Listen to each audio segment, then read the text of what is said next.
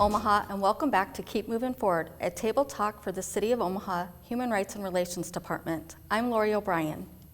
And I'm Laura Aite, and we work in the Civil Rights Enforcement Division for our department. Our division is responsible for investigating complaints of discrimination under federal and local laws. These laws protect individuals from discrimination in housing, employment, and public accommodation. If you believe that you've been a victim of discrimination or simply need more information on your rights, please contact our office at 402-444-5030, or you can visit our website at www.humanrights.cityofomaha.org.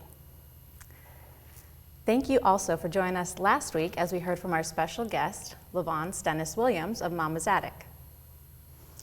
And today I'm pleased to introduce our special guest, Dr. Franklin Thompson. Franklin Thompson is the Director of Human Rights and Relations for the City of Omaha.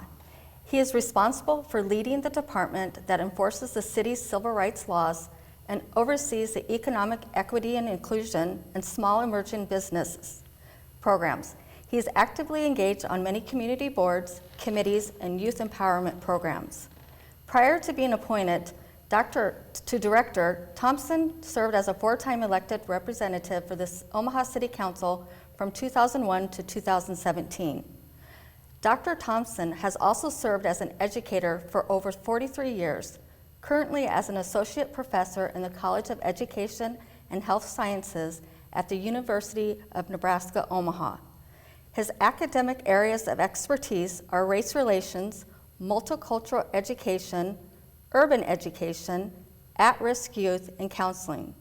He holds a bachelor's degree in history and sociology, a master's degree in counseling, a specialist degree in educational administration, and a doctoral degree in public school superintendency.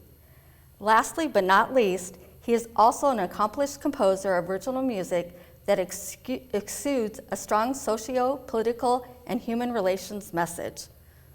So please welcome Dr. Franklin Thompson. Good morning, and good afternoon, evening, however, whenever people watch it. Right. Thank you for having me. I appreciate being here. Thank you for being here. Thank you. You bet. Yeah, we're excited to have you on the show today. Okay. You are the director of our department, but also very active in the community and also a professor at UNO.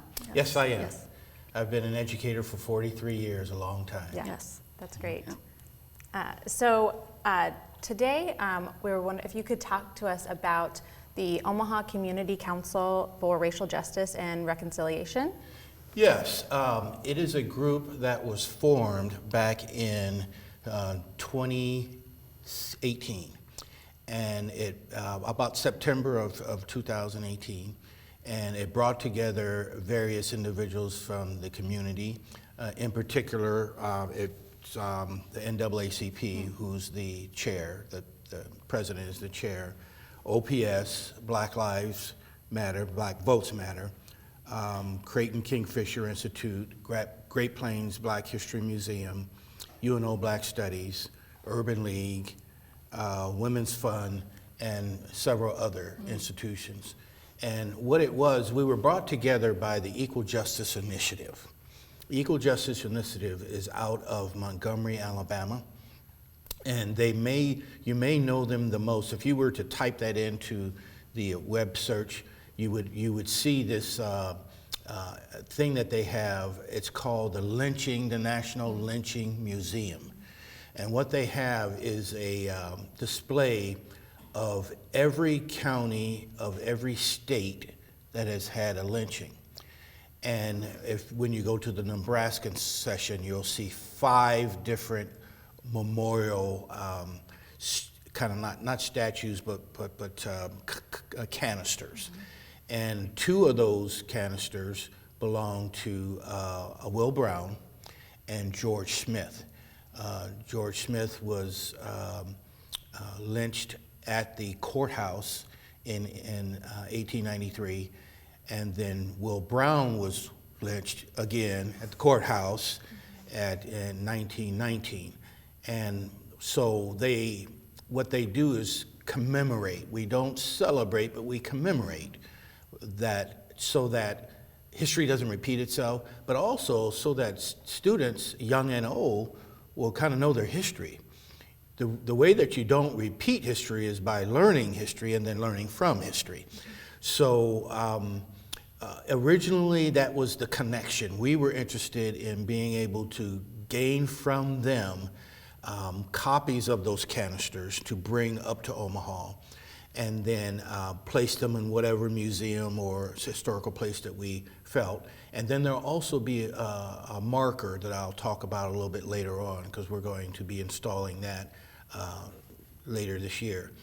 So from that, we've evolved a relationship with EJI, and we do several things. We do soil ceremonies, we do marker installations, and one of the things that we're going to be doing, that we're doing right now as we speak, is racial injustice essay contest.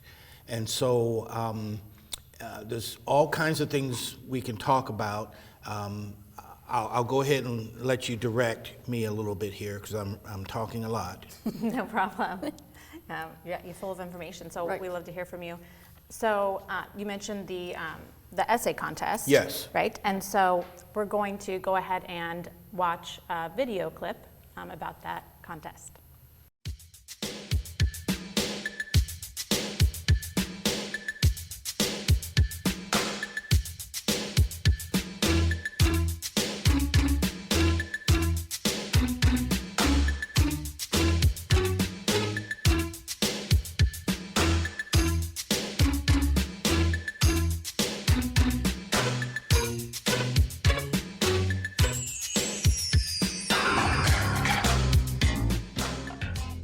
The Equal Justice Initiative, a national organization out of Montgomery, Alabama, that is committed to challenging racial and economic discrimination, would like to announce a great opportunity for students to get involved, this time with a racial injustice writing competition. This competition is co-sponsored by the City of Omaha Human Rights and Relations Department, Omaha Area Public Schools, and the Omaha Community Council on Racial Justice and Reconciliation. 2020 has pulled the sheets back on racial injustice in the United States, and it has hit close to home in our own community. The Equal Justice Initiative organization wants to give students a chance to speak on it through a scholarship essay writing contest with prizes totaling at least $5,000 going to the winning participants. This contest is open to Omaha area high school students, grades 9 through 12. Students are being asked to examine the history of a topic of racial injustice and to discuss its legacy today. Essays should explain the chosen topic using a specific local or national historical event. See the flyer for contest rules and further details. The goal of this essay contest is for students to engage with the Equal Justice Initiative's ongoing conversation about our nation's history and legacy of racial injustice by writing about a chosen theme or topic involving social inequity in America. We have set up a website to help guide students through the essay process. The website can help you choose an essay topic, walk you through the guidelines, and help you submit your essay. Essays must be submitted electronically. Once you have chosen a topic and done your research, your essay will need to be between 800 and 1,000 words. We greatly encourage students to seek the guidance of your teachers to help edit your essay. The deadline for the essay submission is midnight, April 30th, 2021. For further information, Omaha Public Schools students should contact Lindsay Beanie at 531-299-6704.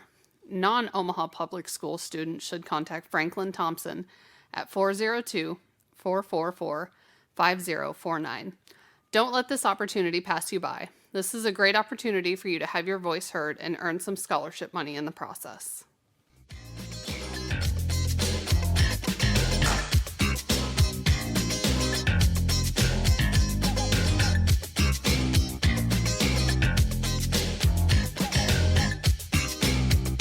It's a dream deferred.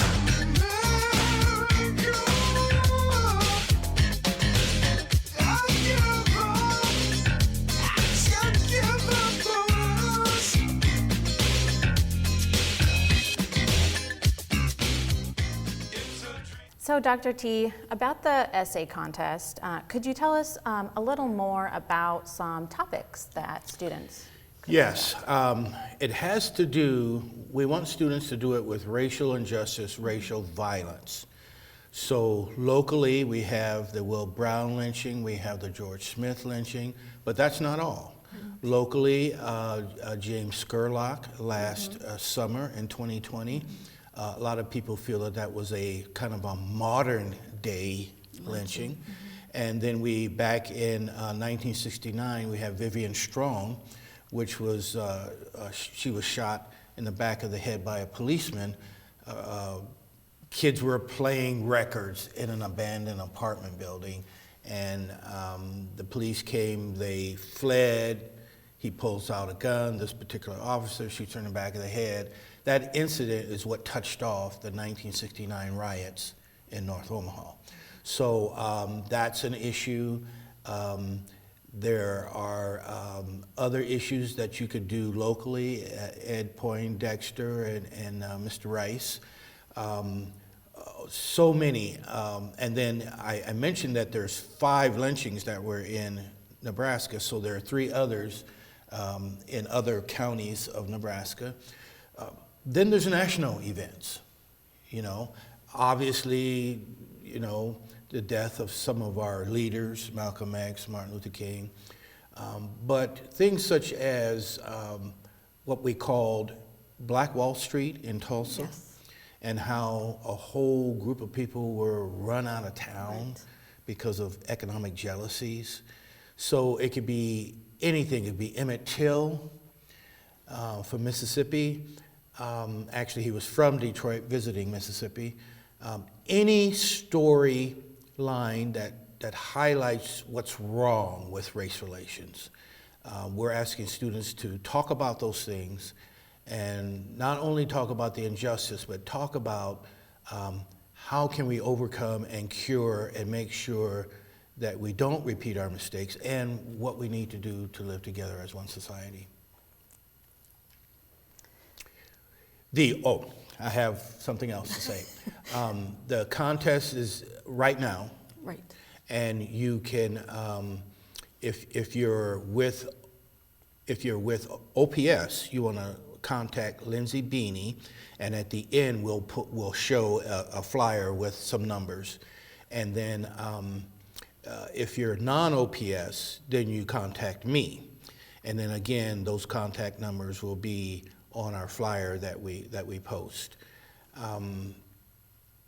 April 30th, midnight, is the deadline, and the submittal is electronic, so they will be submitting through an electronic portal, and the judges are from the EJI Institute, so I won't be judging, they'll be judged by Equal Justice themselves. We're going to have the winners announced during what we call Juneteenth Celebration, and for those of you who don't know what Juneteenth is, that celebrates the last amount of slaves that were freed in Texas. Texas held out a little longer than everybody else with freeing their slaves until one of the northern generals went down there and informed everybody other slaves in other places have been free for a while. So that's a celebration we have every month. And that will be on June 18th, the celebration at the City Council building at 18th and Farnham. And so 2 things will happen on that day. Have so much to talk about. But one will be the winners of the essay contest, but also we will be installing the historical marker for Will Brown that shows what happened, why it happened, and how it should never happen again. So we will install that into the ground, and it will be at the courthouse. So that day, June 18th, that day over lunch period is when we will commemorate that, and then the very next day we will have a Juneteenth parade, and that's headed up by the NAACP, of which I'm a partner with them too. Excellent. And our department is planning to be a part of the parade and march in the parade? Yes. Yes. Yes. We're asking everyone to, if you can, to attend both Right. both events. The installation of the marker and the winners of the essay contest on that Friday, the 18th, and then on the 19th, the parade, which kicks off at about 10-ish, or at least that's 10 is when we gather, and then about 10:30 is when it actually starts, Okay, yeah, progressing. right. Yes. Now, there's more to talk about, but I don't want to dominate, so Well, one thing I wanted to touch on about the essay contest was, it was actually something we talked with our guest last week about, was just the importance of youth Right. and how much they're involved and how important that is in the current social and racial justice movement. I am so proud of young people today. You know, for a while during the 80s and the 90s, they went into this, I am a material girl, I live in a material world, you know. And social justice kind of went out the window, but now they're coming back. Strong. And they're speaking up. And it's not just kids of color. Right. Right. Kids from every walk of life. And during the summer of 2020, you had as much or more kids from West Omaha than you had from East Omaha. So kids are saying now that they want to take back their society, and they want to help redefine what justice should look like. And I am so proud of that. Right. I'm a child of the 60s, so I remember what that felt like. It went away, and now it's coming back, and it's very, very encouraging. Right.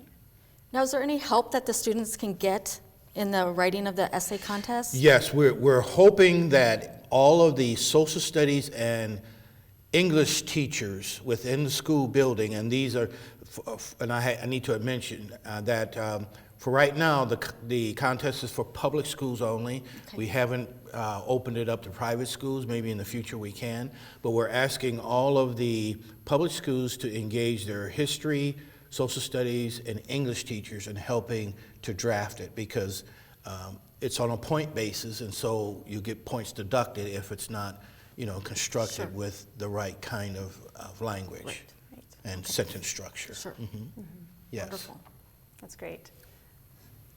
So could you tell us a little bit more about any upcoming community events that you have with the community groups you're involved with, or with Omaha Human Rights and Relations Department? Yes, I'm going to go right back again to OCCRJR, and on the 29th, which I believe is the last Monday of this month, every last Monday at 5:30, OCCRJR has a community forum. We started off in person. Pandemic made us go to Zoom, but this month the subject is on racism as it relates to sports. Now, you may have heard a lot lately about coaches saying things, or referees saying things. Just recently, an announcer gets on the microphone and says some things, and then the whole idea of are they using these athletes up, and then when their eligibility is over, they just throw them away and don't really care about their education. So that's going to be the next subject matter on the 29th of March. And we're going to have, anybody who's interested in that could email Omaha Comm Council, that's OMAHACOMM, and the word council, that's one word, at gmail.com. Or you could call and request a web connection link. And then on that day, you can join that conversation. We are hoping to get back to live soon, and maybe this summer we can get back to doing those in person. That's one issue. I've already talked about Will Brown. I've already talked about Juneteenth? Yes, Juneteenth. And there's just so much going on There is a race and religion group out of Tri-Faith, the Tri-Faith Oh, Initiative. yes. And their hope is to, this year, do some things that will help religion, establish religion, get more involved, because we feel they're sitting back in their four walls Right. and not getting out in the community and speaking out enough. So that's a group that's from the Tri-Faith community, and they're looking to do some things. In addition, I know that Senator Justin Wayne, Yes. from the unicameral, he's looking at some things having to do with redlining. In addition to that, UNO is doing a project that looks at the effects of redlining here in Omaha, what it has done in terms of long-term effects, and also gathering some of these, what we call these covenants. Yes. And you'll be amazed at, as you read some of these covenants, how Right. brazen they were. Right. They would actually say things like, you can sell this house to anybody except a person who's brown or red or black. Yeah. Yeah. Yeah, and that project, it's tied closely with some of what we do in our department. Yes. Which is enforcing fair housing. And I'm glad you mentioned that, Laura, because our board, our HRR board, will be connecting with that project with UNO. And at UNO, the person to connect is Dr. Jeanette Gabriel. So, like I said, there's a whole lot to talk about. Sounds like So it. I want to Yeah. pause so that you guys can lead me or have questions. Sure. Do you have anything else? So, I think we've touched on a lot of what's coming up in the community. Yes. And I think that just kind of leads us into maybe our next show. We're actually going to be focusing on fair housing. Yes, and so that's the other hat that I wear, the main hat, and HUD is really pushing this year that we do a better job of outreach. We feel, and we've talked about it amongst ourselves, that we're the best kept secret in Omaha. Right. And so we're underutilized, and we need more people to realize that they can come to us for help. Now, we don't judge your case, we just tell you whether you have reason for cause or no cause. And then a lot of what we do is try to work through conciliation, and if that doesn't work, then we give rights to sue and things like that. So we're hoping that this show, Yes. and I'm proud that you guys are doing it, is a way of getting the word out to the community to take advantage of those Right. rights. Not only do you do housing, but you also do employment and other Right, things, public public accommodations, accommodations and other areas. So our department this year wants to make a big push for outreach, for better outreach. We also want to make sure that we're not just sitting behind a desk and doing paperwork all week long, that we're actually getting out there in the community. Again, I applaud you for doing this. We're making our outreach better known, and then the department does other things, but we have another show that talks about Right. small and emerging businesses. There's no shortage of work in this area that needs to be done, and I appreciate the work that you two do. Thank you, Dr. Thompson. And I think that's important to mention too, that people that are sometimes are afraid to talk about their discrimination and their fear of retaliation, and we want to kind of help them through that process and let them know that there is help available and There is resources. There is help available. Occasionally, we'll get some complaints that are not legitimate, but for the most part, Yes. it's good to contact us and say, do I have a legitimate case? Right. And we'll let you know. Right. Absolutely. Great. Well, thank you for joining us again today and telling us all about the upcoming events. And I know that there's probably so much more that we could ask you about and hear from you. I didn't even talk about my role at UNO, but Right. perhaps that's another Yes. Right. time when you want to We'll bring concentrate on education issues. yes, absolutely. Definitely. Absolutely. Definitely. So again, be sure to join us next month when we do talk about, as we mentioned, fair housing and the current trends in that. And again, if you believe you've been a victim of discrimination, please contact our office at 402-444-5030 or online at humanrights.cityofomaha.org. I'm Lori O'Brien. And I'm Laura Aite, and this has been Keep Moving Forward.